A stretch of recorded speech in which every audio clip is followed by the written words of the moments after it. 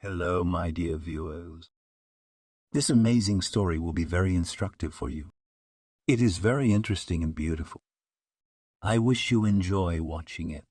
Tim belonged to that category of people for whom personal image was paramount. Throughout his not very long life, he repeatedly made a stunning impression on others.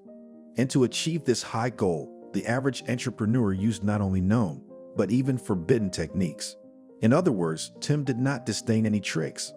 Unfortunately, Lucy, late businessman, did not immediately realize with what a difficult man she decided to tie her fate many years ago. For almost 12 years of marriage, the woman has regretted it more than once.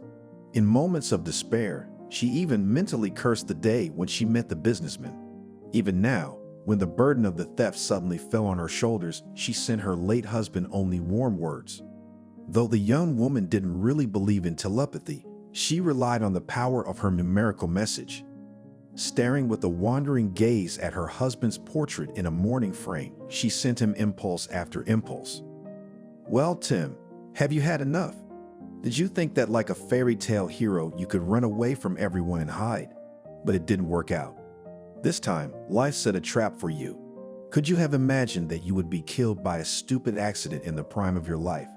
You must have planned a beautiful exit from this earthly life. And then you took a banal turn, a dumpster. Two fighting bums and the proverbial banana peel. It was the latter that played the fatal role. Tim had no idea that something inevitable would happen to him in a minute. When he was awakened in the middle of the night by a late-night phone call from his wife. "Lucy, I'm sorry if I woke you, but I'm here. I'll have to leave the car in the yard because I have to get up at 6 o'clock tomorrow." Suddenly, the animated tone was replaced by surprise. "What is this outrage? And guys, stop it." This harsh remark obviously did not apply to this Lucy, so Lucy got worried and asked, "Tim, what's going on over there? Who are you yelling at?" "Oh, nothing much. The local bums are sorting it out." "Wait, I'll go. I'll explain everything to them." The woman shouted into the phone, asking her husband not to interfere in someone else's squabbles. But he couldn't hear her anymore because he went to clean up. The man did not turn off his cell phone, and she heard the car door slam first, and then muffled shouts were heard. "Stop hitting each other. We don't know what happened. I'm going to call the police now if you don't calm down." Her husband's voice, which brought other sounds to her. Then everything suddenly went silent. The woman screamed into the receiver for several minutes. Tim, where are you? What's going on out there?" Since there was no response, Lucy went downstairs. The elderly concierge looked at her sternly. "Where are you going so late? It's almost 1:30 in the morning."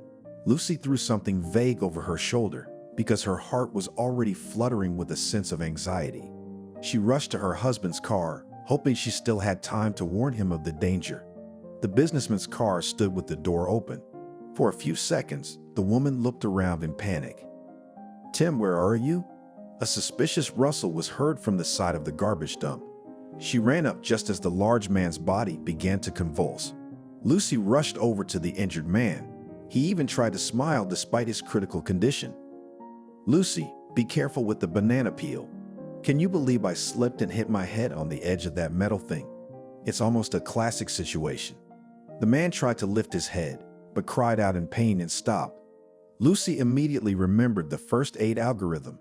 She told her husband Tim not to move. "I'm going to call an ambulance now." Grabbing the cell phone lying on the driver's seat, the woman called an ambulance. The husband gestured for her to bend over. She lowered herself to the ground and took Tim's hand. "Hold on, don't go away. The paramedics will be here soon. Just don't pass out. Talk to me," he whispered quietly. "I'm trying, but I can't. I don't want to go." Just like that, without saying goodbye. A series of new convulsions ran through the man's body and he stopped moving. The last thing the husband said was, "Lucy, I'm sorry for everything that's happened. What's in store for you? Call and go where?" Lucy still held his strong hand. An ambulance siren wailed in the distance, but it was too late. Tim had died honorably and ignominiously by the garbage cans. The paramedics diagnosed an open head injury and called the police to the scene. When law enforcement officers arrived, Lucy had not yet fully realized what had happened. She recounted the events of the last 20 minutes in detail, stumbling over every phrase. The policeman, as if summarizing, asked, "So, apart from you, are there any other witnesses to what happened?" The woman did not have time to answer this question, as something suspiciously stirred behind the garbage cans. One of the operatives rushed to the container and pulled out a frightened homeless man. "Here's our comrade, Captain. We're incredibly lucky. We have one witness." The policeman couldn't resist. "Only he stinks so badly you can't breathe." The homeless man raised his head proudly. "Gentlemen, everything in this world is relative, and what smells bad today may become a trend or a flavor tomorrow." While everyone present tried to understand the depth of meaning of this phrase, the homeless man gained confidence. "We want to make ourselves known." The captain came to life. "And who are we? You weren't here alone." "Sure, we were with Max, doing our evening rounds and arguing a little, when this guy showed up." "Who's Max?" Homeless guy's got his shoulders back in the air. "This is my partner." He turned to the trash cans and made an expressive gesture with his right hand. "Max, come out. Let's tell it like it was. The police might think we killed the body, and we don't want that. We're honest citizens. We didn't plan any of this." The partner, a talkative homeless man, timidly crawled out of his hiding place. For about 5 minutes he listed his worthy qualities, while remaining a witness, and only after the presentation began to tell about what had happened. "Yes, it was the boy's own fault. It's freezing in the evening, and it's just slippery here." A man in women's shoes suddenly got behind the wheel and crashed. He had the nerve to tilt the container over his head with all his might. "Max and I heard his skull crack." Max confirmed it. The typical bum's partner just nodded his head and continued his story. "We knew right away that something smelled like kerosene. A long time ago, I worked as a janitor in a hospital, so I saw some horrors there. We used to get barrels like this man's. We wanted to call 103, but we couldn't because this woman showed up." Of course, Lucy in those difficult moments was not up to the testimony of two homeless people. She continued to sit next to her husband, not paying attention to the cold and strangers. The ambulance paramedic gave her an injection, and the concierge quickly helped her get to the apartment. She kept telling her to cry, that it would make her feel better. But everything inside Lucy was petrified. She could neither cry nor scream, although the tragedy had happened less than 2 days ago. It seemed to her as if an eternity had passed.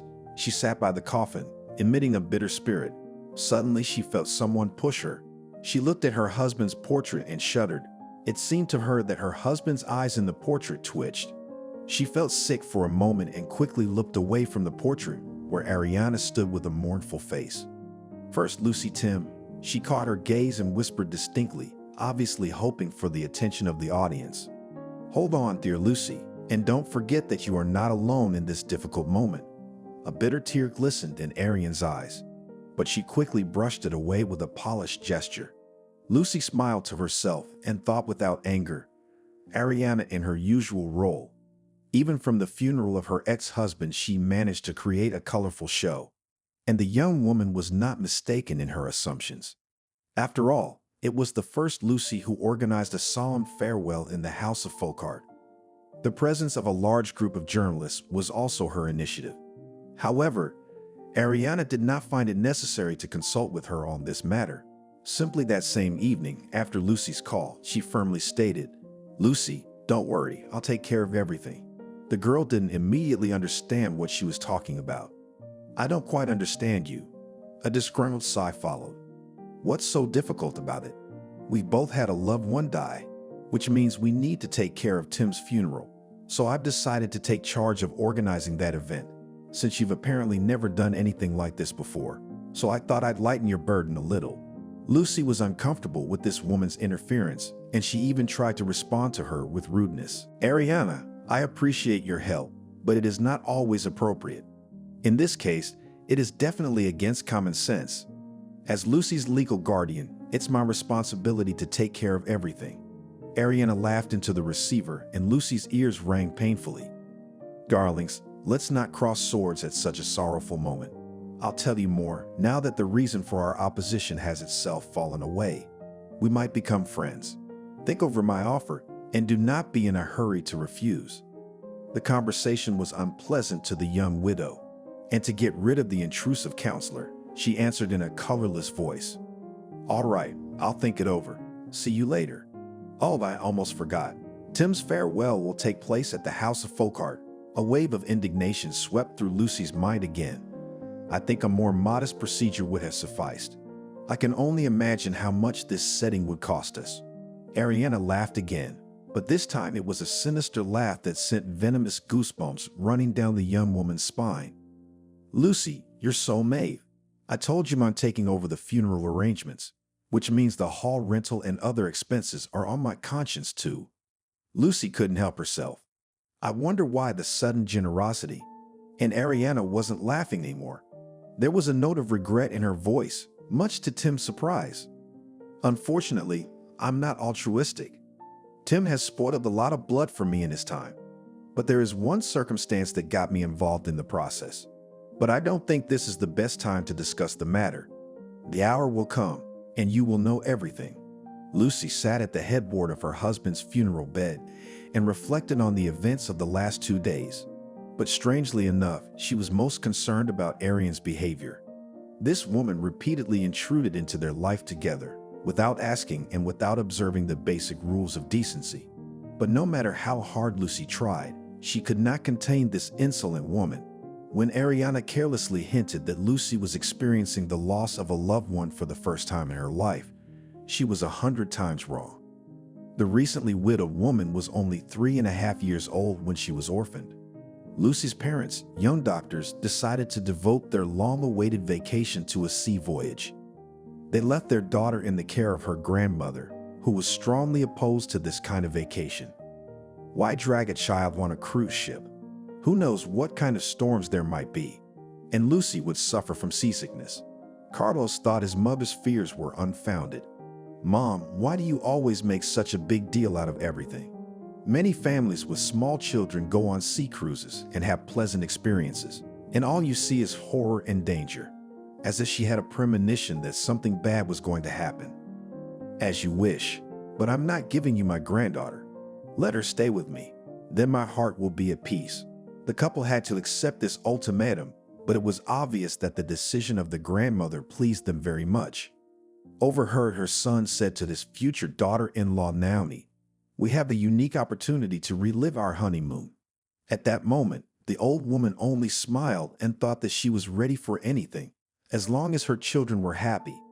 The young couple should have already returned from the trip, when the country spread the terrible news that a few kilometers from the coast wrecked the ship Admiral.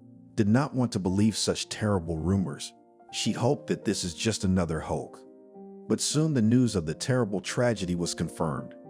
Grandmother did not say anything to the little granddaughter because she was sure that her son and daughter-in-law are all right and they somehow survived.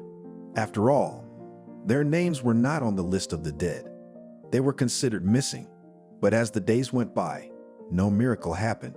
Despite her young age, Lucy vividly remembered the day she learned she no longer had a father and mother. It was September 1, and the town where her grandmother lived was celebrating the beginning of the school year with great enthusiasm. Explained to the excited girl, "Don't worry, Lucy, time flies. In 3 years, you two will go to first grade for the first time, and Mommy and Daddy will accompany you." During the day, they did not yet know about the tragedy. It became known in the evening, when the holiday was over and the wind scattered candy wrappers and burst balloons around the city. And there was a certain symbolism to it that Lucy realized later. Then, throughout her life, these innocent attributes of the holiday caused her unpleasant memories. She could not get used to the fact that she no longer had a father and mother. On long winter evenings, the girl sat at the window and asked the good fairy, "Please let my mom and dad come back. They didn't do anything wrong. They healed people." The girl believed in her grandmother's fairy tale that her parents had been bewitched by an evil wizard. So she asked the fairy to free them from the charms of the evil sorcerer. Watched this scene with tears in her eyes, but could not bring herself to destroy the hopes of the little granddaughter. After all, she was her best friend, woman, and colleague at work. One day she admonished her, "You shouldn't do that. The girl might go crazy. Tell her Carlos and Naomi are dead." Angelica replied, "I can't do that. I can't destroy the child's hopes. I still believe they are alive. But that's just self-deception. Oh well, so be it. It's easier this way." The grandmother gained custody of her granddaughter, even though Naomi's parents were against it. The bride's relatives blamed Carlos for everything that happened, and the old woman was terribly afraid that they would instill this theory into the still fragile consciousness of her granddaughter. The case even came to court, but in favor of the fact that she was much younger than Naomi's parents. Another strong argument was her science degree and increased benefits. Naomi's parents were simple laborers and earned little. Therefore, the court decided that it could provide its only granddaughter with a better standard of living. Since the case was decided not in their favor, the bride's parents severed all relations with. Only years later, when Lucy grew up, she visited them. And it was her grandmother who insisted on this visit. But she started the conversation from afar. "Lucy, you know that you also have grandparents, right?" The girl was very surprised at this familiarity. "Of course I know. There are lots of pictures of them in the album, but you said they don't want to know about us." The older woman looked embarrassed. "It's not that simple. When Carlos and Naomi died tragically, there was a misunderstanding between us and we stopped communicating." Lucy interrupted her grandmother. "But I'm at the age where I can say anything.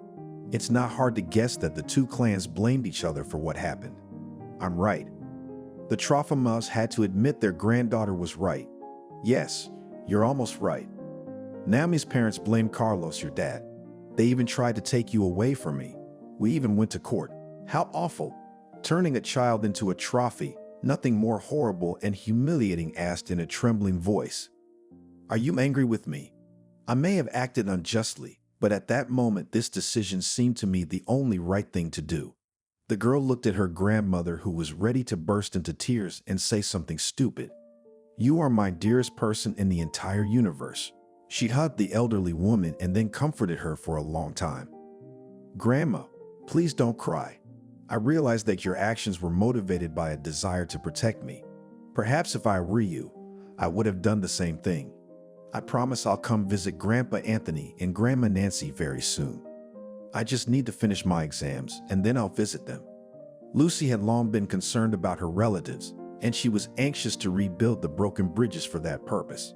The time of the student vacation was just right, and Lucy even worked extra practice hours so that nothing would interfere with her plans. After the death of her daughter, Naomi's parents moved to the village, where they settled in the ancestral home of Anthony's grandfather. In their lifestyle, the elderly couple found solace and attended church every Sunday. Lucy appeared unexpectedly, and the old people considered it a miracle. Grandmother Nancy fussed minute by minute around her guest. "Lucy, you don't know how happy Grandpa Anthony and I are. We saw you when you were very little."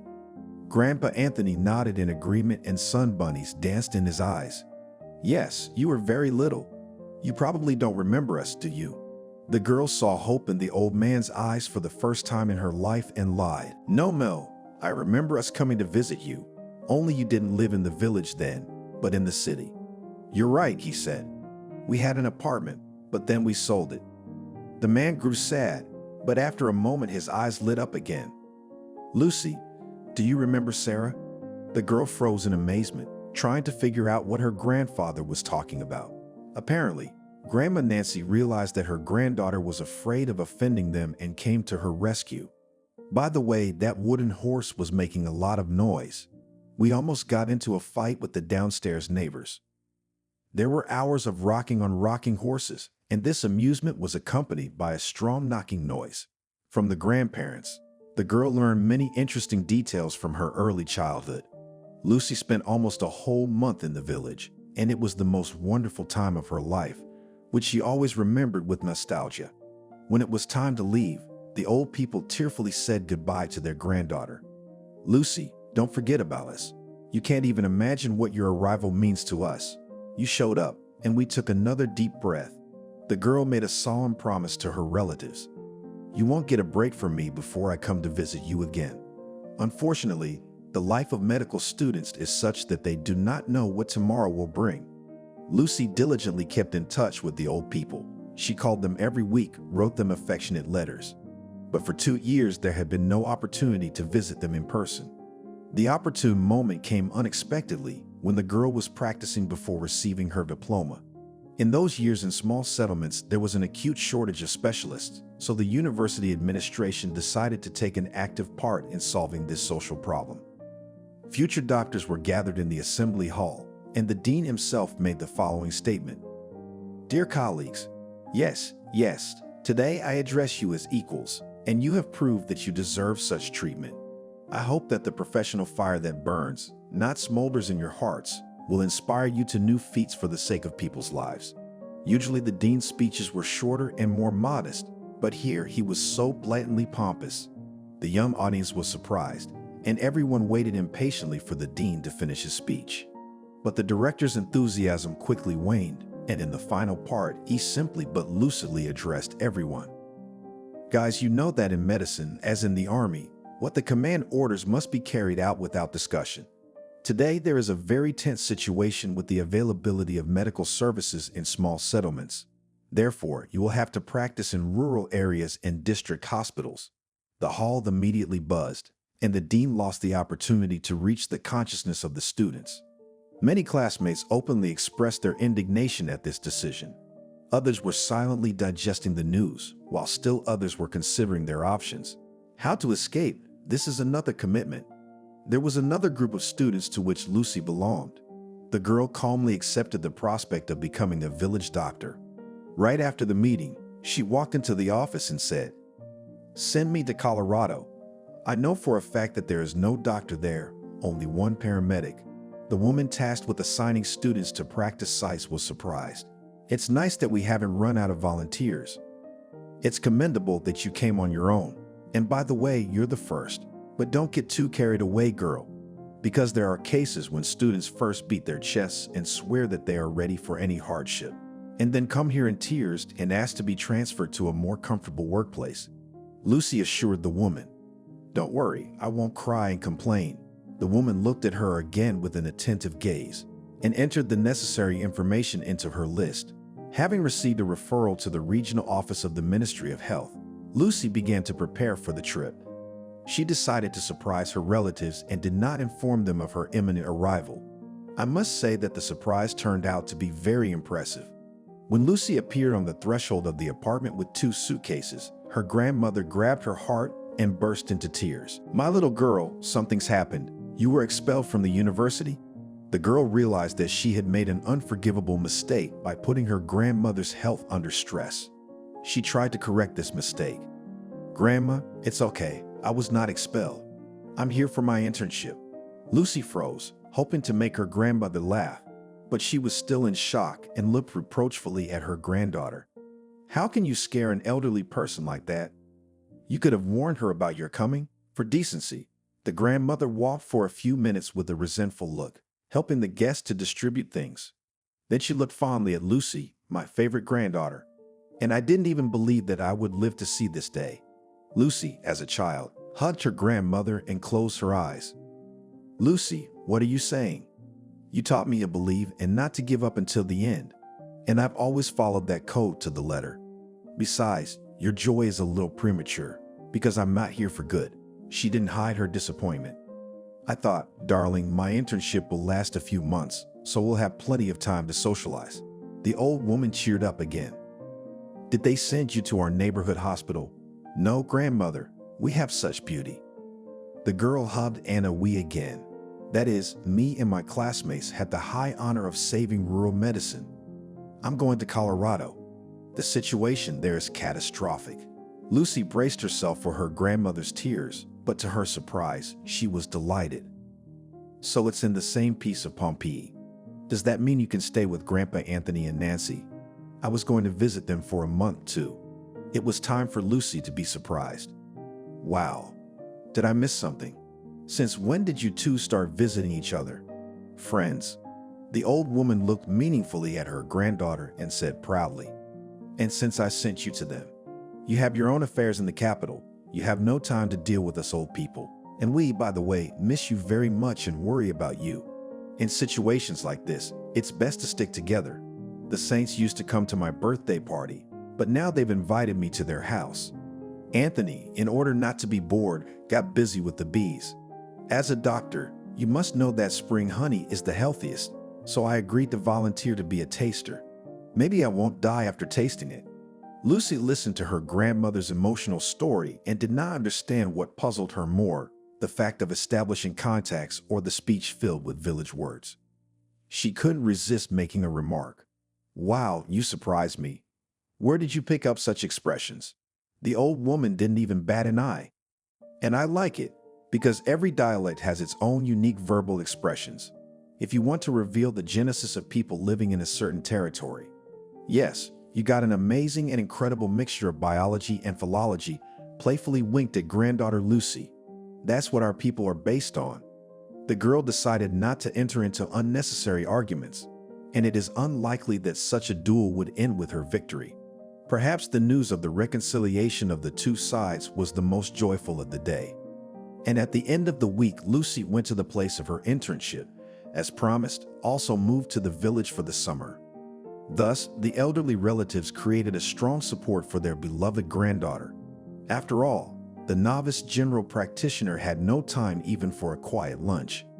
As soon as the local population learned about the appearance of the young doctor at the paramedic station, crowds of sick and just curious citizens flocked here. Lucy did not refuse anyone because she had no moral right to do so. People often knocked on her door in the middle of the night and asked for help on weekends. One Sunday morning in August, Ariana came to her in a luxurious foreign car. From that day on, the girl's life took a sharp turn, and the main priorities shifted from public interest to personal ones. Experienced people say that in order to become a real soldier, you need to withstand the first battle with dignity. This military truth finds confirmation in medicine as well.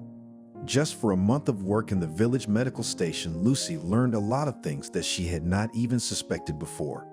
But the main conclusion the young doctor made in the first few days: life is not as it is described in textbooks. She had been warned about it by a paramedic who had been carrying the burden of the problems of a rural institution on her shoulders for many years. Perhaps it was that burden that sometimes drove Jacob to drunkenness. On her first day on the job, Lucy smelled the odor of alcohol coming from her older colleague. Noticing her grimace, the man said cheerfully, "Yes, I know I'm not a very pleasant odor, but that's just a side effect of the previous evening. I don't indulge in strong drinks on weekdays." But the smell in the paramedic's office. The girl realized that he celebrates holidays almost every day. Since she was a temporary person in the rural health facilities, she decided to ignore the habit of the older comrade. Jacob started his internship in an unusual way. He decided to talk a little about the works of a great classicist. "Lucy, did you notice that I have the same name as a literary genius?" Most likely, the man expected the girl to be embarrassed, but she answered without hesitation. "Of course. It is impossible to pass by such a similarity indifferently. But despite all the problems that exist today, you are still more fortunate than Michael." Jacob was puzzled. "I wonder what that luck is." "Everything. You can't deny that today's conditions are much better than they were at the end of the 19th century. The paramedic crossed his arms across his chest. "Really, Lucy, you've cracked me up. I can see that you are not only good at medicine, although it is known that the writer also liked to drink and prod. But Michael wasn't prone to excess and always kept to moderation." Jacob raised his hands in surrender. "I give up. I can't argue with you. I have to admit that it would be a pleasure to work in tandem with such an intelligent and, moreover, beautiful girl." Throughout her years of study, Lucy had been diligently accumulating knowledge. However, despite the extensive knowledge she had gained at university, the young specialist felt insecure in her first days. That is why Jacob was always there to support the young doctor in case of difficulties. He spoke several times a day. "Don't doubt it, Lucy. I am below your rank, but experience is a great thing. In my field, I can make a diagnosis simply by breathing and pulse. I know everything about every patient. People trust me. I value that trust very much." As the first days of the appointment showed, the paramedic exaggerated these assurances. Visitors flocked, but everyone was eager to get to the young doctor. At first, this nickname in the style of Allah annoyed the girl, but she quickly got used to this treatment. Lucy also got used to the constant absences of her older companion. The first time Jacob asked her, his eyes glittering suspiciously, "Lucy, could you cover for me for a couple hours?" She answered without hesitation. "Sure, do you have any problems?" The man was slightly embarrassed and muttered, "Yes, there are some domestic difficulties.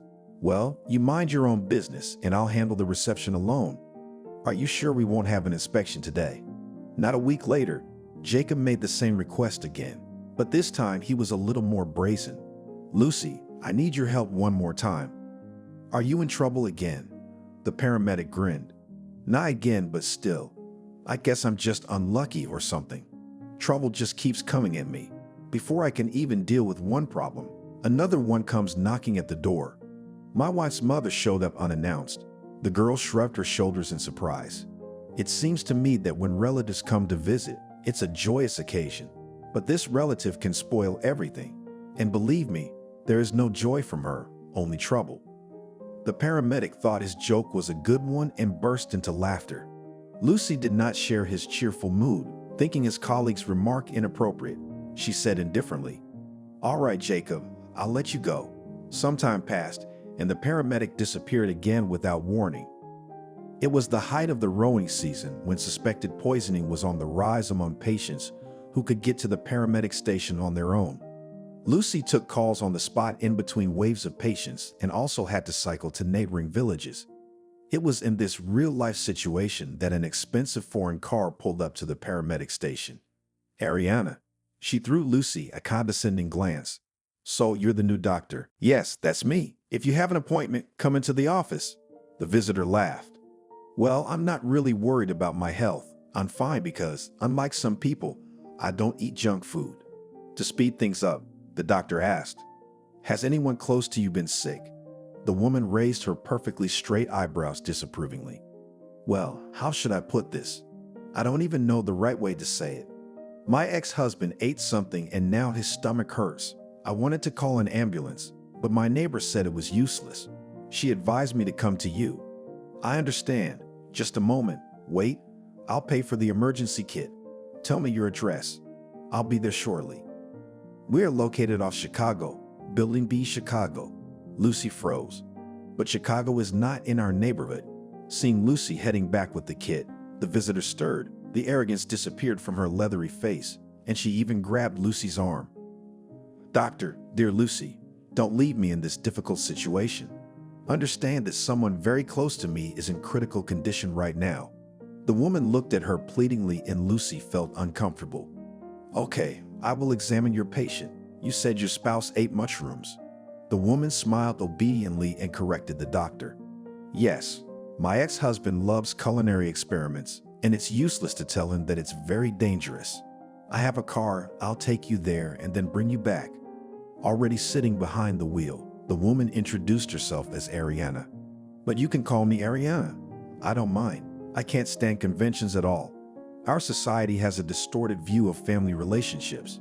I completely reject all conventions." Ariana was an experienced driver. She felt confident even on a bumpy country road. Lucy watched with admiration as she deftly maneuvered around potholes and bumps. But the new acquaintances did not pay attention to such trifles and continued to tell the young doctor about the peculiarities of their family life. "My husband and I have been divorced for 5 years, but we have managed to keep good relations. We have a business together and our friendship has a positive effect on our business." Lucy was about to say something neutral when the woman interrupted her. "We're almost there. See that 2-story cottage? That's our country house. After the divorce, we didn't divide the property like some people do. We decided it would be much easier to live together." Lucy couldn't resist asking, "And how do you manage that if it's no secret?" "It's very simple. We set up a visiting schedule so we don't overlap on the grounds. Tim, that's my husband's name, comes here on certain days. I stick to my schedule too. And if there are any special situations that arise that go beyond the schedule, that is also easily solved. You just need to inform your companion about force majeure." But Lucy had no personal experience of married life. Her grandparents adhered to completely different principles. Therefore, she could not judge other people's family life. Although Ariana surprised her with her frank story, the girl quickly turned her attention to her professional duties. Entering the spacious lobby on the first floor of the house, she immediately asked, "Can you please tell me where I can wash my hands and then escort me to the sick man?" The owner of the house, Sophia, escorted the doctor to the bathroom and waited for her to wash her hands before handing her fresh towels. The patient was in a small room on the first floor. Ariana opened the door and announced in a tragic voice, "Tim, I brought the doctor. Get ready to be examined." In the room, Lucy could barely make out a man lying on a pile of pillows. She asked the landlady to pull the curtains open. "Please, the curtains. It's so dark and stuffy in here." And she hurriedly complied with the doctor's request. Sunlight flooded the room and the man frowned. "I could slap you," Lucy reassured him, "but then you die. What are you complaining of?" "Weakness, severe nausea. I was sick last night too, and my stomach hurts. Walking doesn't hurt much." Watching the examination from the sidelines, Ariana decided it was time to speak up. "Doctor, without an examination, I can tell you that Tim has food poisoning. Yesterday, they all went to the woods together, picking different mushrooms, and then had a picnic in the yard." Suddenly, the man interrupted the woman very abruptly. "What kind of nonsense are you talking about? You are misleading the doctor. We were alone under a birch tree, picking hogs, and these are elite mushrooms." He looked hopefully at the doctor. "And I ate only a little of the fish soup. My stomach was bothering me before that. I thought maybe I'd lifted something heavy." Lucy asked the patient to lie still. "We're going to check your stomach now." She didn't even have time to touch that part of his body before the man cried out in pain. Lucy looked at Arian meaningfully. "It appears your patient has acute appendicitis." The woman frowned disapprovingly. "Are you sure?" The doctor calmly replied, "No, but all the symptoms point to it. We'll have to call an ambulance, because in cases like this, delay could cost lives." Arian's former self-confidence returned to her. "What are you talking about? You're trying to scare us. You have no experience, so I don't trust you." "Why did you call me in then?" Lucy grabbed her kit and headed for the exit, holding her right side. Tim jumped up from the bed. In a burst of emotion, he even raised his hand at his ex-wife. "What kind of person are you? Do you really want me to die here from appendicitis? Let's call an ambulance." He caught up with Lucy already in the hallway. "Doctor girl, don't run away. I can't catch up with you." The girl stopped. "Sick? Do you really think it's better not to make unnecessary movements?" The man couldn't stand straight, so he bent over, writhing in pain. "You're making me run after you. Please don't leave me alone. Honestly, I'm afraid my ex Lucy won't call an ambulance because of her principles." Tim looked around. "I should have arranged it with her beforehand and then called the doctor." "Where's your phone?" The man holding his side pointed to the coffee table. "Here's a reliable satellite device." Lucy had experience with such devices and dialed the emergency number. Soon an ambulance arrived, and the doctor had to go with the patient to the district hospital, as the owner of the house refused this mission. Ariana felt insulted. "I can see that my presence is not necessary." She kissed the man's hand with ostentatious tenderness as a sign of protection. "I will not be silent," and waved her hand from the porch. "Tim is recovering. If I have a moment to spare, I'll be sure to visit you." The man sighed bitterly. "Doctor, imagine I've lived with that snake for over 10 years. Perhaps he expected words of sympathy, but the girl was silent. They didn't say a word to each other until they reached the hospital. From the emergency room, the patient was quickly transferred to the operating room. The doctor on duty praised Lucy. "You did well, colleague. You worked quickly and correctly diagnosed the patient." The praise somewhat embarrassed Tim, and she even tried to justify herself. "But it's just appendicitis. Even a second-year student wouldn't misdiagnose it." The doctor on duty shook his head. "You are deeply mistaken. Like any other disease, appendicitis likes to disguise itself. So consider yourself lucky today." Consider that luck an accomplishment. The appendix literally burst in the surgeon's hands. Another half hour and we would have had peritonitis. After saying that, Lucy couldn't just go back to Colorado. With the surgeon's permission, she visited the patient. Tim's face was paler than a sheet, but he was smiling. "Tell me, what's your name?" "My visitor?" Lucy. "Thank you, Lucy." He kissed her hand, and that kiss burned with fire until the evening. The next day, the girl remembered the sick man she had saved and his kiss. Even Jacob noticed the girl's strange behavior. "Lucy, what's the matter with you? You're glowing. I would have thought you were in love." Lucy caught his co-worker's eye. "Jacob, you have a strange idea. Unfortunately, love is not a small thing, but the ultimate reward." Lucy looked at the paramedic in surprise. Those are just pretty words. In real life, it's different. Jacob only smiled, but he kept his opinion. A little time passed, and the girl changed her views on love and life. After being discharged from the hospital, the businessman with a talking surname went into the paramedic station to once again express his gratitude to the young doctor. He did it beautifully and pompously. First, he scattered snow-white roses on the porch.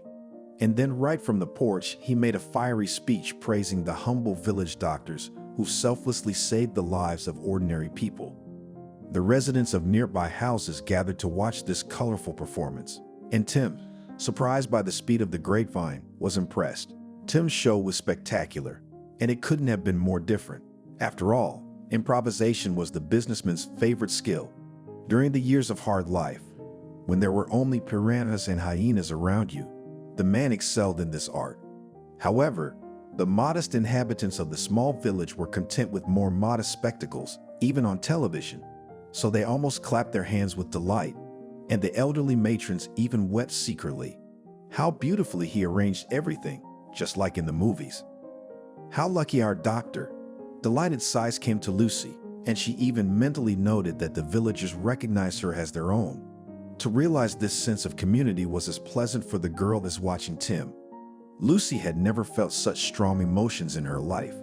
At those moments, she was insanely happy and thought that such a man could only be a dream.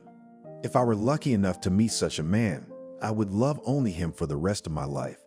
Perhaps it was at that very moment that her thoughts were poetically transmitted to the fairies she believed in as a child. The sorceress, with the help of her all-powerful wand, instantly turned the girl's life around after an epic performance on the shabby porch of the village dad.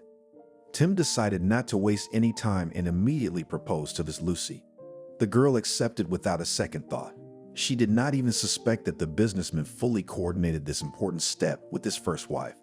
The main feature of their marriage with Tim was his ex, Lucy Ariana.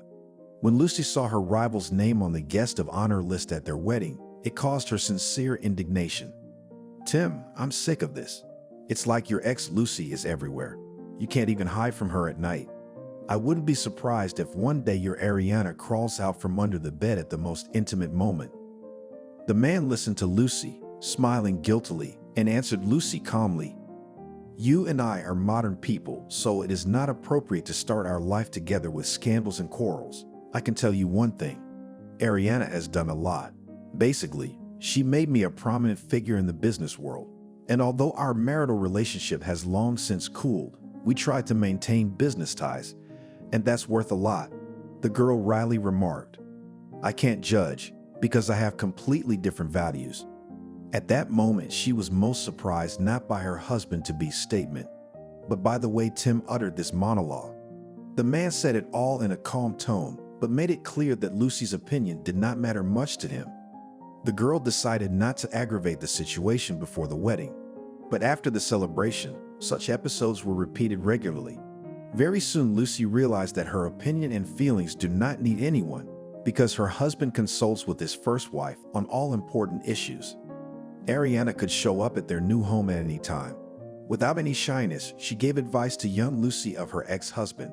Acquaintances even admired the nobility of this woman. "Ariana is the epitome of decency. Our planet counts on women like her. Where else can you find such an example of self-sacrifice without any selfishness?" She helped her ex-husband's young lady-in-waiting. Lucy herself, as well as her elderly relatives, did not share such enthusiasm. The old people were horrified by the news that their granddaughter is marrying the capital city businessman. Anna, in duet with Nancy's grandmother, recited for days on end. "Lucy, this is crazy. I don't understand what this man has done for you. We've lived long lives, and we know that hasty marriages don't lead to anything good." Baba Nancy nodded vigorously at first, topped with a sly wink, and then decided to put in her weighty word. "Yes, girl, she's right. Think to yourself, what's the age difference? After all, your Tim is 17 years older than you. He's like a father to you." At that moment, the women were firmly interrupted by Grandpa Anthony. "Nancy, what does age have to do with it? It's normal. It's good to have a husband much older than his wife. This Tim is an established man, and he's not going to bother his parents. Personally, I'm more concerned about something else. Grandma didn't like to be interrupted. She pressed her thin lips together disapprovingly and glared fiercely at her husband. Do you really have to interfere? I know perfectly well what's bothering you. Grandfather realized that the conversation is taking an undesirable turn and peacefully asked the crook to remember the proverb. He who remembers old times, woe to him. You, Anthony, better watch your eyes. We're telling the truth. Actually, this whole thing is very suspicious. I mean, this Ariana, sticking her nose in everything. Our women told us how she tried to set her own rules in the village, but she was quickly put in her place. I didn't like that either. I can't even imagine a situation like this where the ex-husband and Lucy are so close. They practically live together. I'm trying to understand why Tim would want that. He married a young girl for the second time. Grandma Nancy's eyes bulged with horror. Oh, saints. Maybe they're in cahoots, plotting some kind of scam. Listen to this nonsense. Lucy had no more strength. She laughed merrily. Grandmothers, you'll end up calling the emergency services because of this. Simply because here, far away from civilized life, other customs reign. That's why you find it wild that ex-spouses are on friendly terms. And age has nothing to do with it. Grandpa Anthony is right. A mature man is much more reliable than a green youth. Both grandmothers simultaneously looked at her granddaughter, but said nothing. Only after the wedding, with undisguised sadness in her voice, said, Lucy, a strong man beside you. That's good, but often such people close themselves off from others. I'm very afraid you'll lose yourself, sitting in your husband's shadow. And I also want to tell you not to let this woman, you know who I'm talking about, commanding you in your own home. The girl knew her grandmother had a keen sense of foresight. She remembered the warning and tried to resist her husband's influence, but it didn't last long. The first line of defense collapsed when Tim demanded that his young wife quit her job a few months after the wedding. Lucy, I need a calm and loving Lucy. With your shifts and late-night commutes, that's not gonna happen. That's why I insist you quit your job. Lucy tried to object. Tim, I can't live without a job. I spent years studying to become a doctor. My parents also devoted themselves to this noble profession. The businessman wrinkled his nose in disgust. Lucy, this is getting unbearable. You're always talking in Soviet-era slogans. Your old folks really pumped you up. But times have changed now. You are my Lucy, and I am able to provide for you and our future children. The day after this conversation, Ariana showed up unannounced. From the expression on her face, Lucy realized that she had something to say to her. And that hunch was confirmed as they drank tea together. First, Tim informed her knowledgeably. I didn't want to tell you, Lucy, but our marriage to Tim broke up for many reasons. But chief among them was my reluctance to quit my job. At the time, I was just starting to get my career off the ground. I had a good position and a high salary. Plus, I had a son. You probably didn't know that Tim, as they say, took me in with child. Lucy looked at her interlocutor in surprise. No, I didn't know. I thought Robert was Tim's son. He even has a middle name. Ariana waved her hand carelessly. I insisted that my husband adopt the boy. Robert's father was not of good character, and he wasn't interested in his son from the start. Tim did his best to make sure the boy didn't lack parental love, and I'm very grateful to him for that. Then why did you get divorced if everything was fine? Ariana looked at Lucy strangely. You seem to be an educated girl, don't you understand? Tim really wanted to have a child of his own. Over the years, that desire became an obsession, and I got in the way of those plans. How? Very simply, I couldn't have any more babies, or rather, at first I didn't want to, because my career was more important to me. And then I was sure that one child was enough for complete family happiness. But one day my career collapsed. On top of this unpleasantness, I found out that previous miscarriages had made me infertile. Listening to the confessions of my husband's ex-wife, Jane, was not very pleasant, and she tried to avoid the subject. But apparently she decided to make light of the situation. When Jane and I met, he was like a helpless chick, and I was already a hawk. I had connections and money, and I willingly invested it in my husband, hoping to get something in return in time. That admission shocked the young woman. So Tim owes you everything. And that doesn't bother you at all? Not at all. Some people sell their souls to achieve their goals. others work until the grave. It's up to each man to choose what's best for him. Lucy thought that this woman with her cynical attitude to life is terrible. In the evening, when her tired husband came home, she said, "Tim, if it's necessary for our family happiness, I'll quit my job at the clinic, especially since soon there will be an addition to our family. Just please don't say anything and leave." Her husband pulled her into his arms and spun her around in a dance. When the initial emotions had subsided a bit, Tim asked, "So why did you suddenly change your attitude towards your uncle?" Lucy replied, "Not all at once. It didn't happen all of a sudden. I didn't like that woman from the beginning. There is something mysterious and even sinister about her. I think you're exaggerating, though there's some truth in your observations. I myself have long been weighed down by this union, but unfortunately I can't do anything about it because you are a creation of your ex-wife." "I am right." The man sighed heavily. "Part of it was. The entire business, all the finances and real estate are registered in Arian's name. If I end our relationship, I'll be left with nothing. But then Ariana has a lot to lose, something like that. In short, she has all the paperwork, or rather her lawyer, who basically controls everything. Can't anything be changed?" "Not at the moment." "Oh yes, very clever and perceptive. She's thought of everything, and to make sure nothing happens that she can't control. She's got me under her control too, Tim.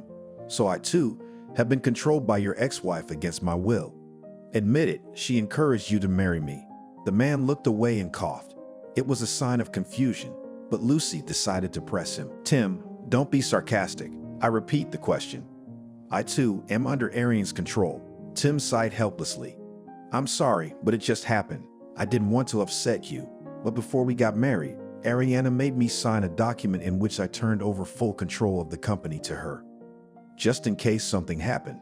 I hope you understand." "Oh my God, but it's like involuntary servitude." "Tim, let's go somewhere far away. You're smart and resourceful, and you can make your own life. I can and I will when the time comes." Lucy realized that there was a hidden meaning in her husband's words, that he had some plan, but she did not want to pester him with questions, because she was tired of the intrigues in which she had to plunge after the wedding. Days and months flew by. Twins Billy and Steve were born on time and healthy. The happy father sat for hours under the maternity ward windows and acted like a little boy. Ariana didn't show up until the day the babies were discharged. The appearance of this woman spoiled the mood of Anthony's grandparents, who, despite his age and ailments, was eager to go to the capital. The old man regretfully noticed the appearance of this witch. It was a pity he had forgotten to put garlic in his pockets. "Oh yes," I heard the old man's remark, but only whispered back with slumbering ignorance. "I don't know what to talk about with such people." "You cursed root. What a lady we have here. You should mind your own business and stay out of other people's families. Why are you picking on the guy? As if he's your property. Serfdom was abolished a century and a half ago under the Tsar." Lucy later found out about the dispute. If she hadn't intervened, there would have been a fight outside the maternity ward. Her grandmother tried to calm the outraged intruder. She said as gently as she could, "Ariana, why did you come? Why are you disturbing people? Let your ex-husband live in peace. It's time to realize and accept that he is not your property. He is a free man." And she threw the bouquet of roses into the snow and muttered something unintelligible. I walked to the parking lot. I guess she expected Tim to run after her, but he didn't even move. Grandpa Anthony looked sadly at his son-in-law. "Be strong, my boy. Women like your Ariana do not forgive offenses. Don't you want to move to another town for a while? And don't leave an address." The couple decided to follow the old man's advice and soon settled in the apartment. Of course, this move was incomplete because Tim could not leave his business. He regularly traveled to the capital and often stayed there for several days. This arrangement suited Lucy, but when her grandmother died, the young woman realized that she could no longer stay in the apartment where everything reminded her of her loved one. She decided to sell the apartment as she was constantly busy with her children. She entrusted her husband with the task. They quickly found a new, more spacious apartment. Lucy again entrusted the transaction to her husband. The woman did not pay much attention to the fact that her husband registered the new apartment in his name. Only after almost 10 years she bitterly regretted her frivolous attitude to such important issues. Almost 12 years of married life flew by like a blink of an eye. During these years, the family has experienced both joys and sorrows. Lucy more than once thought of divorce, but now, after the tragedy, all the disagreements and disputes she considered unimportant trifles. The woman again felt the unfriendly gaze and looked toward Arian and Robert. Her stepson was literally drilling her with his gaze, and his mother was smiling hypocritically. The widow sensed something in those hostile glances that made her wary, for she had studied the character of her predecessor well enough. Ariana was clever and resourceful. She did nothing without reason. She was also a mysterious woman and loved ambiguity. Lucy remembered how in yesterday's phone conversation, she had specifically hinted at some circumstances that would change everything after the funeral. It made the girl tense up. All the rest of the day, she thought about her fate and the rival's shenanigans, and these thoughts did not give her peace even after the funeral service. Emotions overwhelmed her, and she herself did not notice how she said aloud, "That old witch, she's definitely up to some mischief. She smells like a skunk." As these unpleasant epithets were uttered rather loudly, Billy, the elder of the twins, became an unwilling witness to this passionate speech. "Mom, it's not nice to express yourself like that. And eavesdropping is a bad habit, too. You were yelling so loud it was impossible not to hear. I suppose Aunt Ariana finally got to you." "Billy, what kind of slang is that? I'm taking after you. Now all we have besides you is ourselves. Ariana doesn't count because she's not family." "Yeah, well, to be honest, my brother and I can't stand her." Lucy paused for a second and sighed. "I don't like her either." Lucy sank back into her thoughts while her son watched her absent-mindedly chopping cabbage. The woman thought sadly that her husband's death didn't seem to have affected the boys much. They took the sad news surprisingly calmly, and at the funeral, they didn't even shed a single tear. Of course, such indifference caused her mother surprise and fear.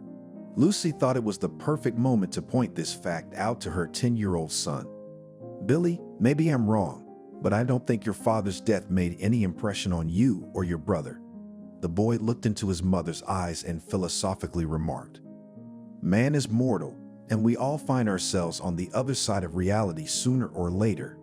Daddy didn't die, he just passed into another world." The woman hugged her child. "You've been reading a lot of nonsense and fantasizing. It's easy to talk about parallel worlds when you're not burdened with responsibilities." The son interrupted impatiently. "Do you think things will be different for us now?" "Of course, it's going to be very difficult without Daddy." In the kitchen, behind Steve's back. "Quiet. You guys were yelling so loud I heard everything." The boy walked around the table and approached his mother on the other side. "Mom, you don't even have to worry about the hardship. After all, Billy and I are here and can protect you. Daddy taught us that men are supposed to protect the weak and women, and Billy and I are real men. You are my protectors." The young mother's concern touched their hearts and tears ran down Lucy's cheeks as she hugged the boys. "I hope we won't be lost with you. It's too bad our grandparents aren't alive. We have no one. I can't even imagine what we will live on." Steve consoled his mother. "Now, legally, all the business and property will pass to us. We are the heirs." The boy wanted to add something else, but suddenly blurted out, "Billy, Steve, you're so naive. You forgot about Arian's aunt who ran away from Arian." Steve continued to chuckle, so no one would know about her. "She got tangled up in her kimono." The boys exchanged glances and burst into laughter. Their mother had to scold them. "Children, I think you picked the wrong time to joke around. Have you forgotten that your father is dead?" Billy looked at her ingratiatingly. "We can't cry all the time. The funeral's over, and we all have a life to live. Believe me, Dad would have told you the same thing. Remember, he didn't like sour faces." Lucy smiled. "Yes, your father was a man of good cheer." The pleasant memories came flooding back into the woman's mind, and at that moment the phone rang. The twins exchanged glances, and Steve rushed to the door with an exclamation. "Surely that bloody aunt must have come to see us." Lucy hurried after her son into the hallway, where Ariana was already standing with a disgruntled look. "Lucy, you need to get down to the business of raising your sons. I'm sure Tim would not approve of this behavior." The guest grabbed Steve's arm and looked at him disapprovingly. Can you talk about adults like that? Who taught you bad language, boy? The boy jerked his hand away. And who taught you to grab other people's children? You have a son of your own? Then grab him. Lucy felt uncomfortable, though she was not pleased with the guest's appearance. Children, go to your room. We need to talk to Aunt Ariana. The twins wandered off and headed for the children's room. Ariana followed them with a scratchy look. The tomboys are like a cartoon, two peas in a pod. How will they live without their father now? It's okay. We'll get through this temporary hardship. Come into the kitchen. I am cooking and busy. The guest followed the hostess. For some time, both women were silent, but this pause resembled a preparation for a major battle. The young widow sensed that an unpleasant conversation awaited her. Ariana, you didn't come all this way just to talk about tea, did you? The guest giggled nervously. Well, I'm so cold I could use a cup of tea, if it's not too much trouble for you. Lucy endured her rival's piercing stare. What difficulty could there be with a pot of tea? I'm sure you didn't come here for a tea ceremony. You guessed correctly. In fact, I had hoped we would discuss things together the morning after the funeral, but you left so quickly, though a widow should stay until the end. I'm sorry, but I can't stand mourning and all these rituals since I was a child. The children were tired too and asked to go home. You could have warned me of your departure. Again, I'm sorry. Ariana waved her hand, warding off pesky insects. Okay, let's not dwell on such trivialities.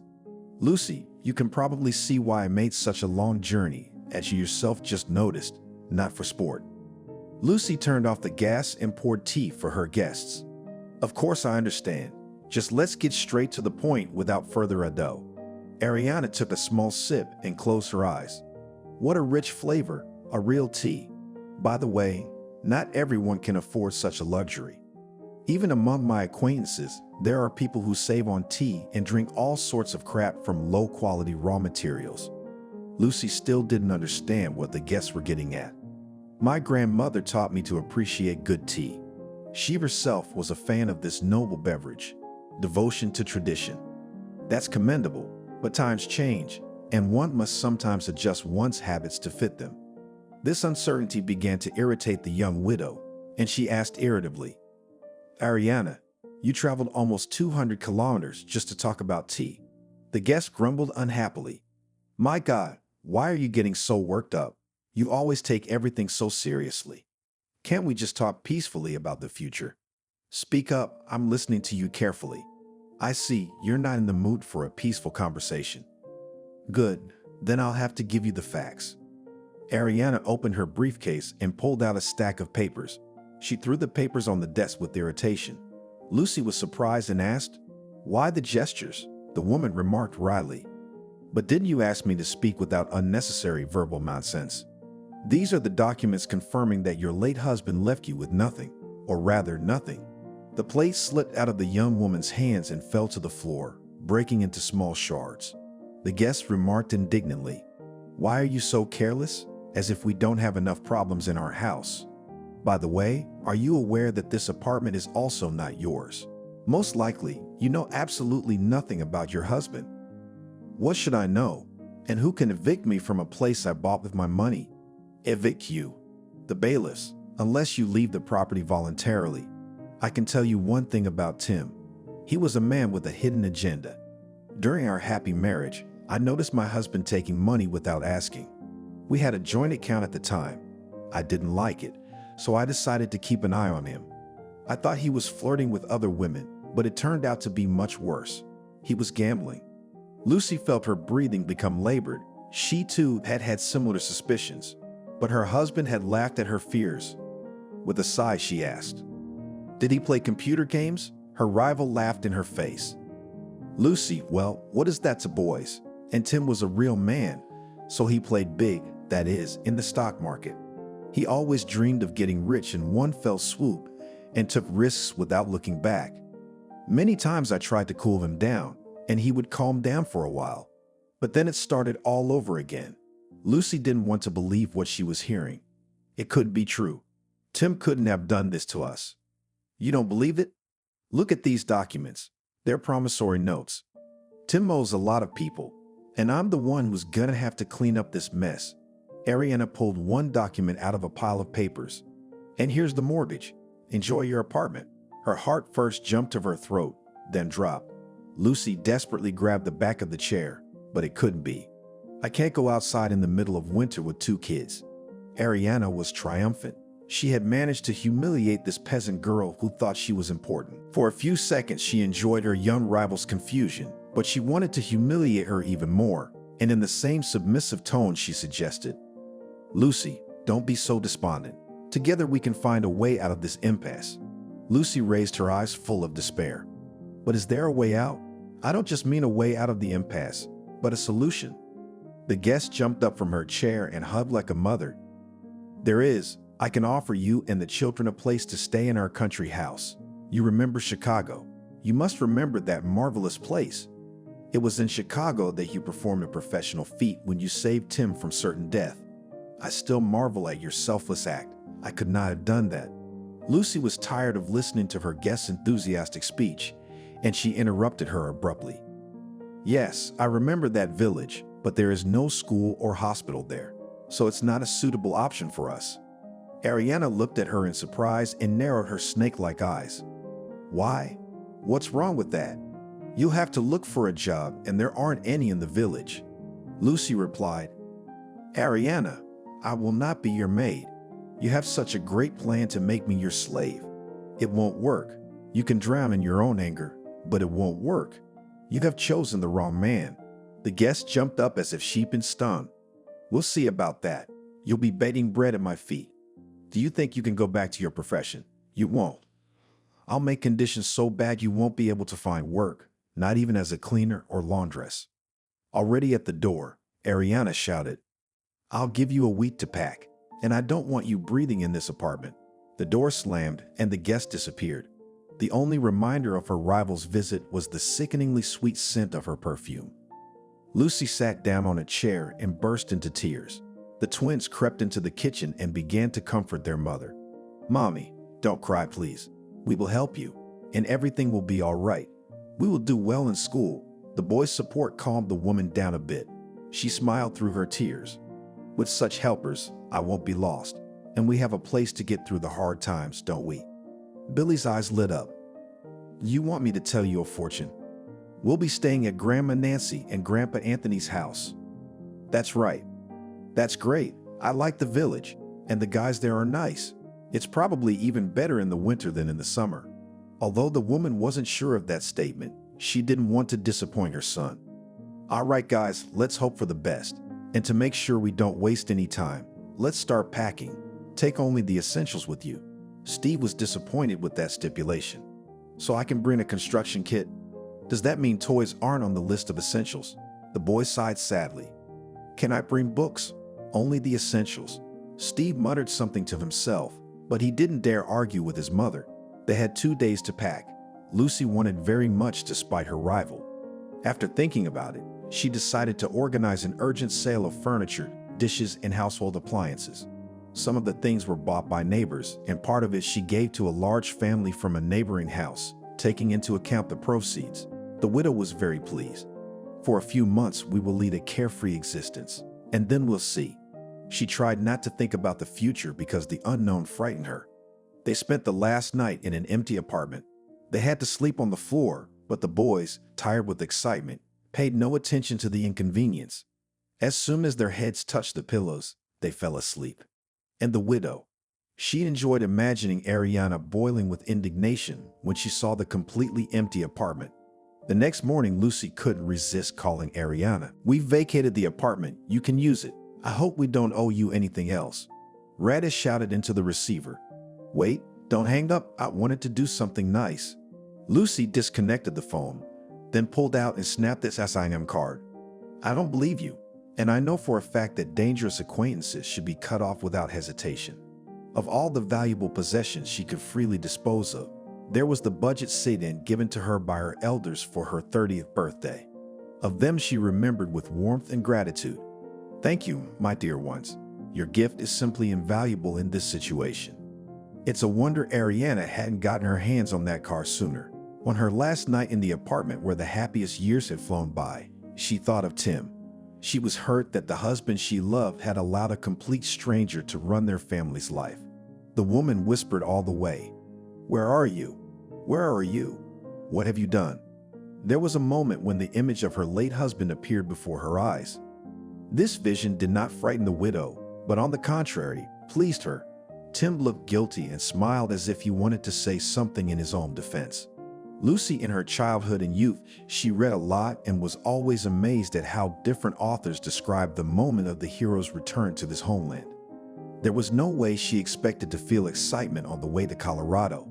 The closer she got to her destination, the more anxious she became. It was a very strange feeling, for she had not been born in this place, not in a village among the forests, but in a city. Billy noticed his mother's anxiety. "Mom, well, why are you so nervous? Calm down, or we'll have an accident like this." Steve patted his brother on the head. "Shame on you. Remember what Grandma Nancy said? You can't say anything like that on the road. Mama's worried enough as it is. And you're just putting your own words in." But Billy could no longer be calmed. He decided to remind his older brother and warn him of the consequences of disobedience. "Remember how Grandma said you had a nail sticking out in one place? That's why you need to be watched. If you start being naughty, Mom and I will take you to the woods and leave you there." Steve only laughed and wasn't scared. "I feel at home in the woods.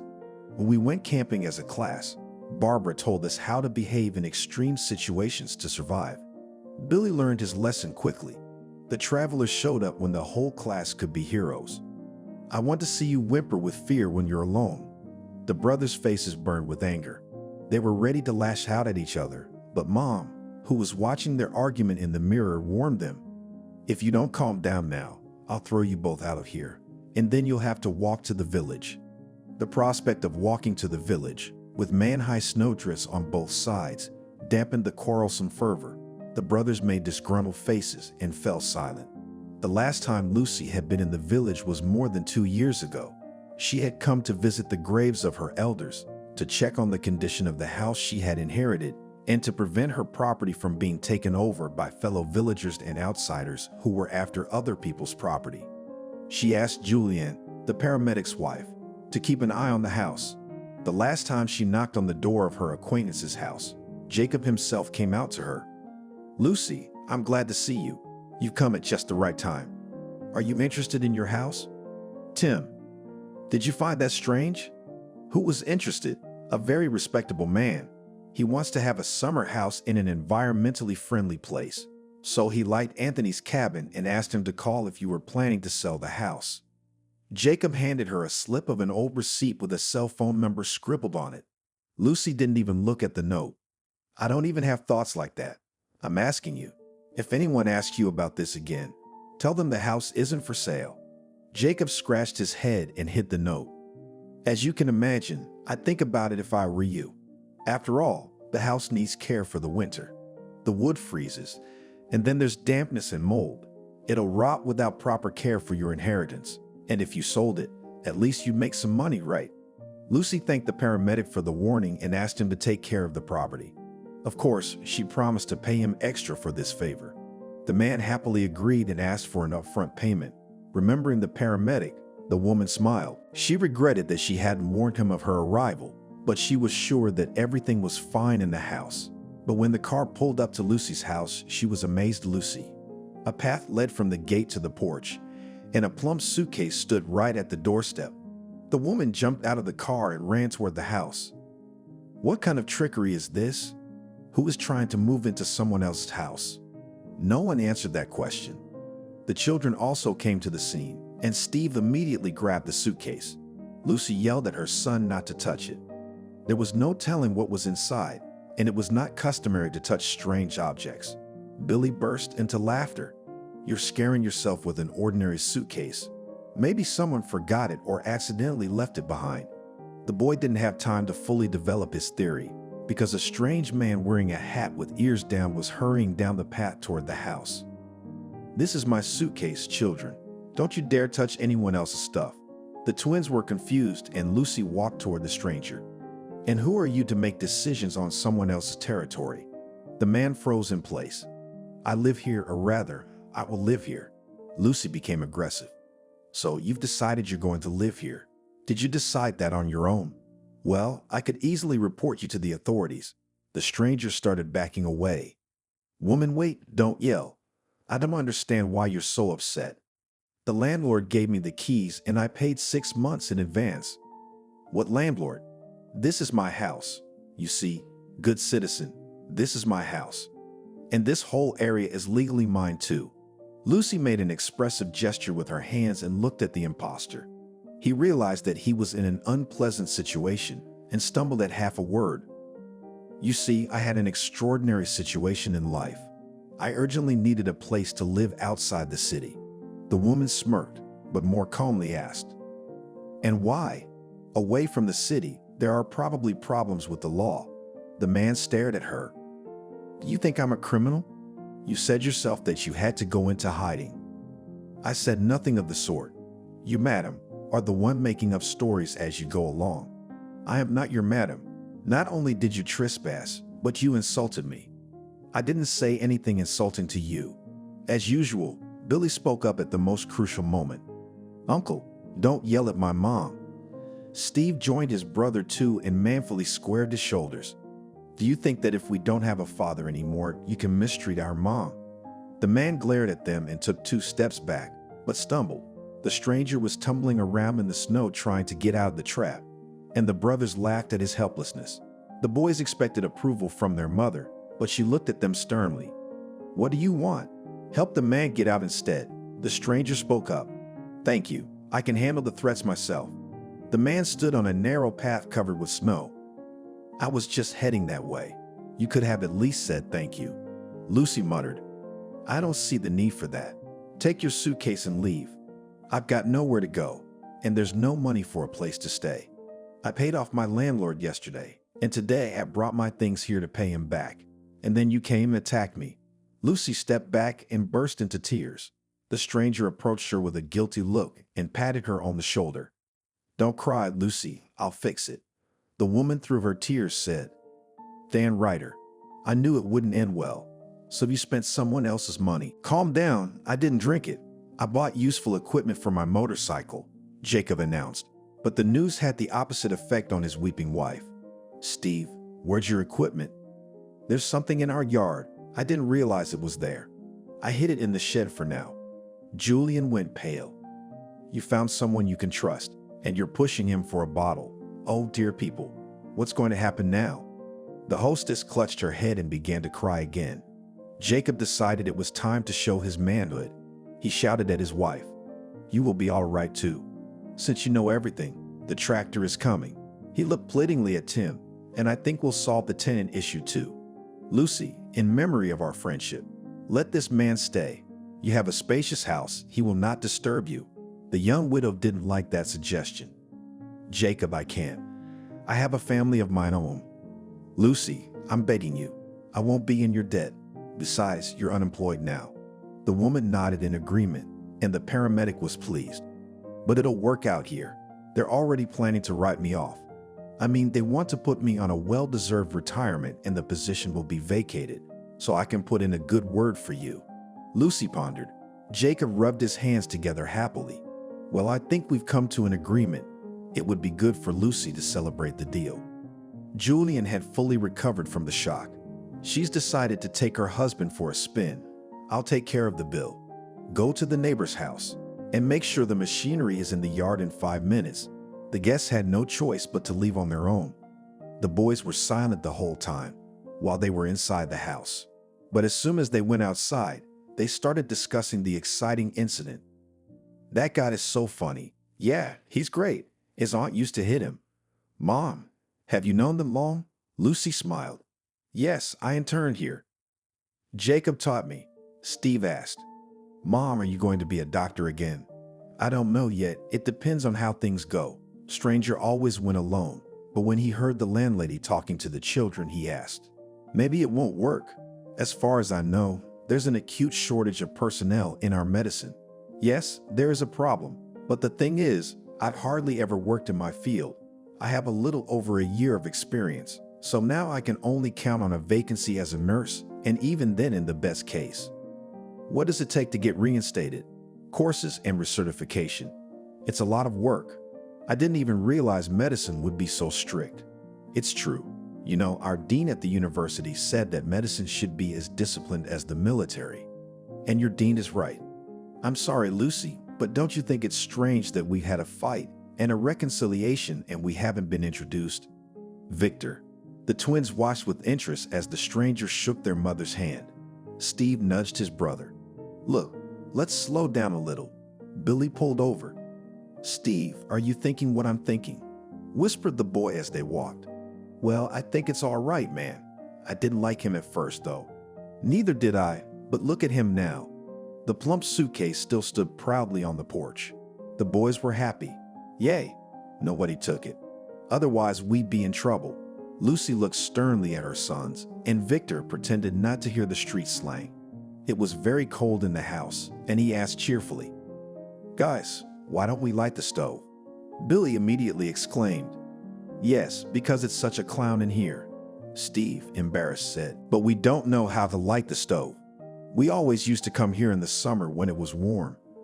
Grandma Nancy sometimes stoked the stove. She used to make us tea and pancakes. Remembering great-grandma's treats, Steve rolled his eyes and stuck out his tongue.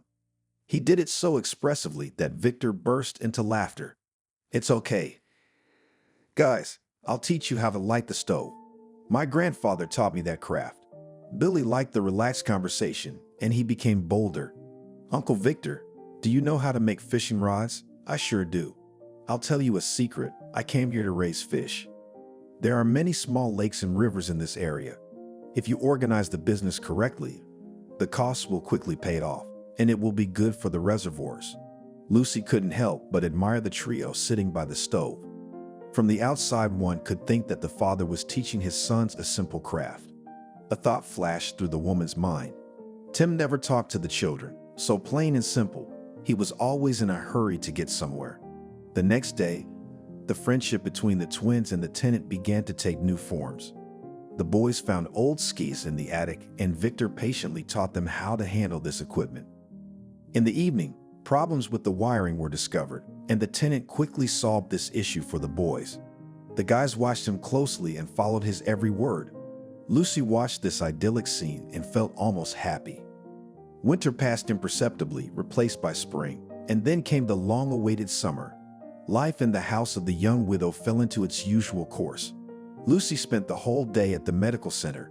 Her candidacy was gladly approved by the regional health department, and her little practical experience did not prevent it. Victor also cozily settled down on his side of the house. He diligently and without reminders fulfilled his male duties, and the twins followed him like puppies. In winter, the tenant brought a car from the city and sadly remarked, "Too bad you don't have a garage." Lucy seconded him. I too am concerned about this circumstance. My car is very sensitive to change, and the weather has been unstable lately. Therefore, the children often have to walk to school, which is more than 2 kilometers one way. Lucy, why didn't you tell me about this problem before? I can easily take the kids to school and check your car if you trust me. She looked into his eyes but saw nothing but a genuine desire to help. Thank you.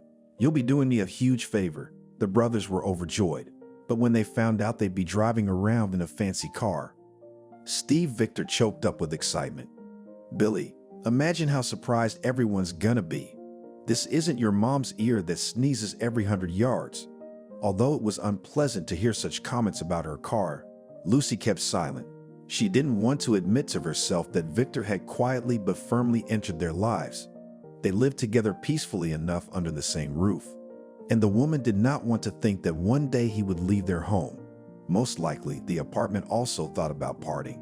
One day at dinner, he said sadly, "You know, Lucy, my life has changed a lot these past few months. I lost my family a few years ago." Lucy and her daughter decided to take a ride to the zoo and got into an accident. Lucy died on the spot, and the doctors tried to save her daughter, but they couldn't. It was the first time a man had ever spoken so openly to her, and Lucy was taken aback. "I didn't know anything about your personal tragedy. I'm so sorry for your loss. Thank you for your kind words. I know you've been bereaved recently too." The boys told me. "Yes, my husband was killed in a stupid accident. It's a shame when a man wasn't even sick. He was always very active, but he slipped, fell, and that was it. Misfortune always comes unexpectedly. I thought I wouldn't survive, but my friends and work helped me. In my free time, I develop programs in travel. I like fishing. There is a lake nearby. I went to rent it for about 3 years. Fish farming is a very profitable business. I didn't know you could rent a lake. I'd always thought rivers and lakes were public places. They used to be. But today you can take temporary possession of such a natural object. By the way, it is very useful for ecology because the lessee is obliged to keep order and follow a whole list of rules. If you are interested, I can organize a tour for you. The adults thought that the children were engrossed in their work, but after learning about the exciting trip, the brothers shouted in one voice, "Uncle Victor, we really want to see your lake. Take us with you." Lucy felt embarrassed by her son's behavior and tried to calm them down. "Boys, you can't be so pushy. The man hasn't finished talking, and you're already pouncing on him." Victor was apparently pleased with the boys' interest. He winked at them enigmatically. "Are you ready? But let's agree that you won't be naughty and won't touch anything." The twins solemnly promised to obey their guide. But as it turned out, trusting their promises was an unforgivable mistake. When they came to a lake hidden deep in the forest, Victor said, "Wait here for a while, I'll lock the car, and then we'll all go to the lake together." But Steve was bursting with impatience. He broke free and jumped onto the steep, treacherous shore. The boy forgot caution and slipped down. Lucy shouted to Steve, "My God, he can't swim." Billy rushed to save his brother. "I can swim. They taught us in gym class." Victor was already quickly undressing and putting on his shoes. He looked at Billy sternly. "And you just stand there like we don't need you to save us." It all happened in a matter of seconds, but it seemed like an eternity to Lucy. She had a bad feeling. She was afraid to move, and she was scared to look toward the lake, until Billy screamed, "Mommy, calm down. Steve's alive. Uncle Victor saved him." A minute later, Victor came to shore. He was carrying Steve in his arms. The boy was conscious, but frightened, either because he'd almost died or because he was about to meet his mother. Lucy took a few steps toward them and couldn't move. She slowly sank to the ground and began to cry. Billy stood nearby, confused. Mommy rarely cried. It was like this. I never hide from them at all. Victor set Steve down beside him and sat down on the ground himself. He didn't know what to do now, so he decided to just wait. Any tears had to end at some point. Steve put his hand on his mother's arm. "Mom, please don't scold me. Just don't cry." Half an hour later, when everyone had rested and calmed down a bit, they headed towards the house. Victor said, "That's all right. I'll tell you about my plans at dinner." The evening went wonderfully. Lucy cooked the meat. She hadn't cooked anything festive for a long time. Victor brought a bottle of expensive wine, put it on the table and said, "Let's celebrate today's event. After all, Steve now has 2 birthdays." And then he began to tell about his plans. The boys listened with their mouths open. Only Billy asked one day, "How do you know all this about fish, about what they like and don't like?" Victor smiled. "You see, Billy, before you start any business, you have to learn everything about it. Otherwise, it's no good." "No. Of course, you can figure it out as you go along, but then you're not immune to mistakes. This can slow down development and eventually ruin the project." Here is a person was looking for a suitable example and suddenly lifted a finger. For example, a person wants to learn how to ride a bicycle, sits down and falls. And another person first asks someone who has been riding for a long time how to keep his balance, how to properly press the pedals, how to brake. And only then does he get on the bike, and, oh miracle, he starts riding. Steve suddenly laughed. Billy blushed. Lucy tried to hide a smile. Victor didn't know that Billy had been trying unsuccessfully for a week to learn to ride the old bicycle he found in the barn. Victor looked at the boys in surprise, then smiled and asked, "Did I really hit the mark when Steve was explaining?" The man said, smiling, "I'll try to teach you tomorrow. There's nothing difficult about it." Billy snorted skeptically. "Of course it's nothing hard." "Well, you see, but you'll have to be fully rested for that. So finish your dinner and set it up." There was no need to persuade the boys. By the evening in the village, they were so tired they were ready to fall asleep at the table, plus the shock of the day. Victor, I won't ask if you need help. Victor helped clear the table. She felt strangely calm, peaceful, as if this was how it should be. Exactly like this. Lucy shook her head, pushing the strange thought away. Then she looked at Victor. Maybe Grandma's specialty tea. Victor immediately nodded at the tea. That would be just wonderful. And let's enjoy this wonderful evening outdoors. They sat down on the bench that Grandpa had made and drank tea in silence. Lucy realized that Victor wanted to say something, but she didn't understand what. But this unfinished thought frightened her for some reason. Lucy. Yes, she turned to him quickly. Victor was silent for a few minutes, picking up the words. I should probably go. I've taken shameless advantage of your hospitality, even though you don't have to tolerate my presence.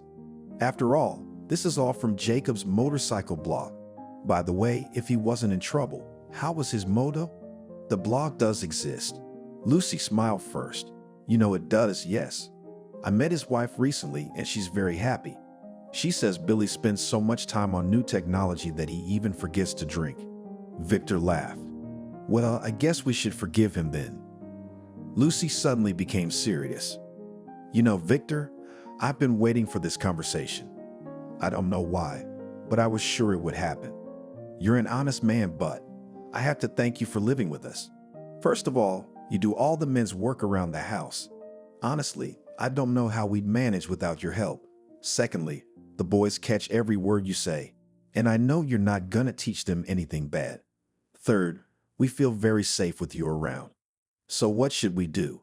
Lucy shrugged her shoulders. We have enough space. Why look for something else? You can continue to live with us, unless you have other plans, of course. Victor looked at Lucy carefully, as if expecting her to say something else, but Lucy looked at her feet. Okay, Lucy, thank you. I'll think about it. The next day, Lucy sat in her medical office. Summer is a hot time in the village, and there were far fewer patients. Either everyone had forgotten about their ailments, or they just didn't have the time. In any case, only 2 or 3 people had come to see her in the last few days. She perked up when she heard someone enter. You're settling in quite nicely, I see. Lucy looked in surprise at Robert, Arian's son. What are you doing here? Robert sat down on a chair next to the table. What's wrong with you? Could it be that I'm sick and you greet me so unfriendly? Lucy suddenly realized that she felt no emotion, no hatred, no fear, no feeling of a beaten dog that she felt in the presence of Arian herself or in the presence of her son. She smiled. People like you don't get sick. Robert looked at her in amazement. Wow, have you changed? What can I do for you? Robert looked at Lucy thoughtfully. It looked like it wasn't going to be as easy as his mother had promised. The thing is, some circumstances have come to light. Arian's ex-husband and his adoptive father were not what they all thought they were. At first, there were no questions at all. Everything went to the mother as it should. Then it suddenly became clear that it wasn't that simple. Part of the business, which was registered to Tim, the apartment, which was also registered to him, were written down on the children. And he was doing it secretly from Ariane, although she was sure that she knew everything Tim was doing. Since it was done by a completely different notary, they didn't know about it right away, though Ariane had a hunch. Tim was paying too much attention to this Lucy, even though he had originally married her only so that she would bear him a child. And he realized that the less intimacy between them, the safer, the easier it was for her to control Tim. It was precisely because the woman had some suspicions that she didn't want to let Lucy out of her sight. One thing she wasn't wrong about, Lucy didn't fight for anything, though she could have. After all, they had the money to buy an apartment, they had children together. Now that new circumstances had come to light, something had to be done immediately, because Robert was living in the apartment, so Ariana sent her son. You have to get her to sign the papers. Mom, but I don't know, scare her. Think of something. I can't do everything forever. No one can disobey her, not even Robert. But to be honest, he was expecting a slightly different encounter. Anyway, he and his mother thought there wouldn't be a problem. Yes, he was in the neighborhood and he'll probably stop by. I came to rest at the cottage. Lucy stood up. If I'm not mistaken, I can't leave you. Robert was tired too. He walked over to Lucy and looked mockingly into her eyes. And Lucy suddenly realized that she was really scared. He had shown up here for a reason. Robert reached for her chin and Lucy flinched. He tried to catch her, but she grabbed the chair in her hand. Go away. Robert walked away satisfied. After all, she's afraid of him, and that's a good thing. In the evening, Victor does something with the boys in the yard. Lucy, having finished her chores, also went out and sat on a bench. And so she froze, staring at one point. She did not see that Victor was looking at her intently. When the boys went to bed, he came into the kitchen. Lucy, what's wrong? She shuddered, then sat down at the table and began to tell him. Victor listened attentively to the unhappy woman's confession. Sometimes he nodded his head and did not understand how she tolerated it all. Why do you think he came? Lucy shrugged her shoulders. I don't know. I can't even guess. Victor thought for a moment. From his experience, he realized that not much time had passed since her husband's death, so this visit could not be just a courtesy visit. Most likely some new circumstances had come to light. He was planning to go to town in a couple of days to finalize the deed to the reservoir and decided to drop in on his familiar notary for a cup of tea to see if he knew anything. A week went by. Victor had gone to town for a few days, and Lucy missed him terribly. She was afraid to admit it to herself. She realized that she had become too attached to her lodger. Lucy was approaching the house when she saw a strange car at the gate. Her heart jumped, and she quickened her step, for she thought it was Robert. He was sitting at the head of the table, and the boys were huddled on the couch. What are you doing here? Who invited you? Robert raised his hands playfully. Are you scolding me? Why are you scolding me? I came to visit the boys' relatives, and it turns out they don't consider me their brother. They don't consider you their brother, and you know it. Leave immediately. Robert's eyes narrowed unfriendly. We need to talk, Lucy. We have nothing to talk about. You're mistaken. We have a lot to talk about. Shall we talk here, or shall we go out in the yard? Lucy saw that the boys were very frightened and pointed to the door. Let's go outside. Robert went outside, waited for her, and started talking right away. So, my dad, your husband messed up something before he died, and it needs to be fixed, and then I'll leave you alone. Lucy felt a pounding in her temples. What's this got to do with me? I didn't interfere in my husband's affairs. And anyway, what can you say about a man who abandoned his own children? Well, you were supposed to make sure your husband stayed out of other people's business. Lucy smiled. Let's get down to business. You need to sign some papers. I'm not signing anything. I have nothing to do with my husband's business or yours. Oh, Mommy. Lucy turned to leave the house, but Robert grabbed her arm and squeezed it painfully. Will you sign this? Let go. It hurts. It'll hurt more, I promise you. He barely had time to speak before he was gone. Lucy only then heard him scream. Victor was standing next to her, rubbing her arm. If I see you here again, I'll break your arms and legs. He and his mother were good psychologists. They could crush anyone weaker than them. But against Robert's physical strength, they were always at a disadvantage. Lucy, we need to go to town right away. Get all the papers and let's go. There's no time to explain. I'll explain everything on the way. Lucy wanted to ask something, but then quickly went into the house. 20 minutes later, they were on their way. Victor explained that by a happy coincidence, his friend was the very notary at whom town had secretly drawn up the documents with his first wife. And he'd agreed to stay late at work so that Victor could bring Lucy. She even cried a little, not such a bad man.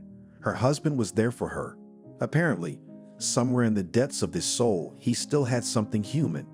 An hour later, they were in the city, and 2 hours later, they were there. Lucy was given the documents for her own apartment and some other papers, which she did not understand at all.